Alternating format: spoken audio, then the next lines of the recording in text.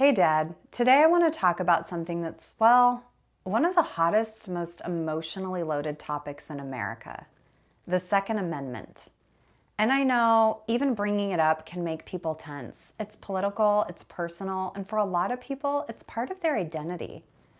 But what I want to talk about today is about understanding the amendment itself, where it came from, what it meant in the 1700s, and how it connects to what happened in Minneapolis this month when Alex Preddy, a legally armed citizen, was killed by federal agents while apparently exercising both his First and Second Amendment rights.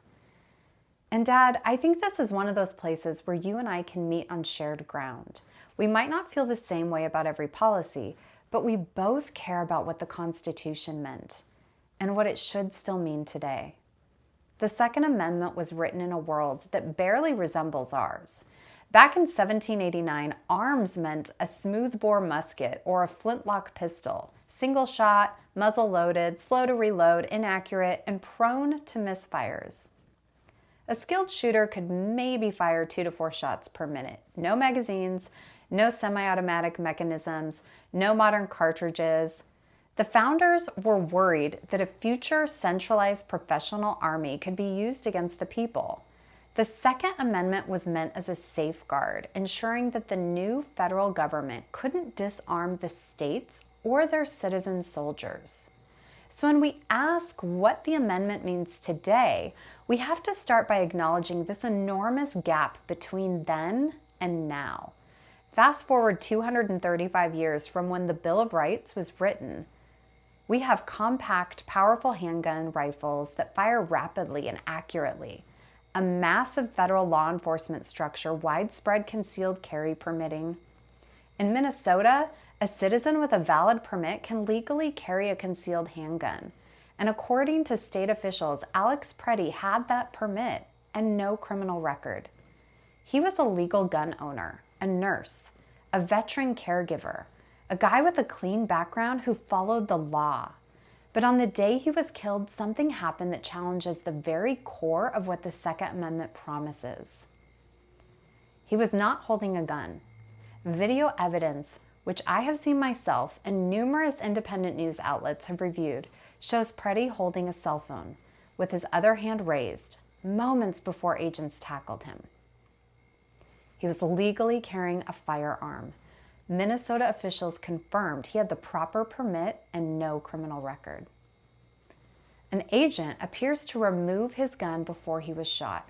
One piece of video shows an agent reaching into Preddy's waistband, pulling out a handgun, and stepping away with it, seconds before another agent fires the shots that killed him.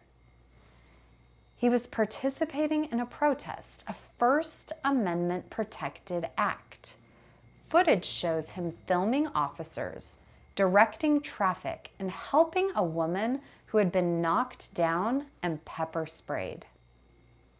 He was shot multiple times while already on the ground. Between 8 to 10 shots can be heard on the recording. Dad, if a citizen has done everything the law requires, obtaining a permit, carrying responsibly, not brandishing a weapon, what does it say if they can still be killed by the government for merely having that legal firearm on them? This isn't a partisan question, it's a constitutional one. The thing that really stays with me is that Alex wasn't just exercising one right, he was exercising two. His Second Amendment right to legally carry, his First Amendment right to peacefully assemble, to speak, and to film public officers. And when the state kills someone in the middle of exercising these rights, it raises a terrifying question. What is a right worth if the government can interpret it out of existence in the moment? This should concern everyone: gun owners, gun reform advocates, conservatives, liberals, and anyone who believes in the Bill of Rights as more than symbolic. I've been thinking a lot about why this story hasn't become a national firestorm. And honestly, I think it's because people respond to the idea of a man with a gun emotionally, not factually. Some people hear that and immediately assume danger. Others hear it and assume the gun makes him inherently suspect. And politically, everyone jumps to their corners. But the facts matter. This was a licensed legal carrier, not brandishing, not threatening, holding a phone, not a firearm, helping someone who had been shoved and sprayed, and then disarmed and shot.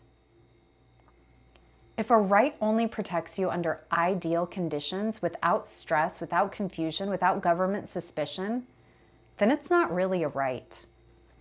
So, Dad, here's the part that's really for you. We don't have to agree on the future of gun policy to agree that constitutional rights should mean something. And we don't have to share the same politics to share the same concern when the government appears to violate those rights. I think and I hope that you'd agree that if someone is complying with the law, using their rights peacefully, and posing no threat, the government shouldn't kill them for it. That's all this episode is, not an argument, just a question about what the Second Amendment promised and whether that promise still holds.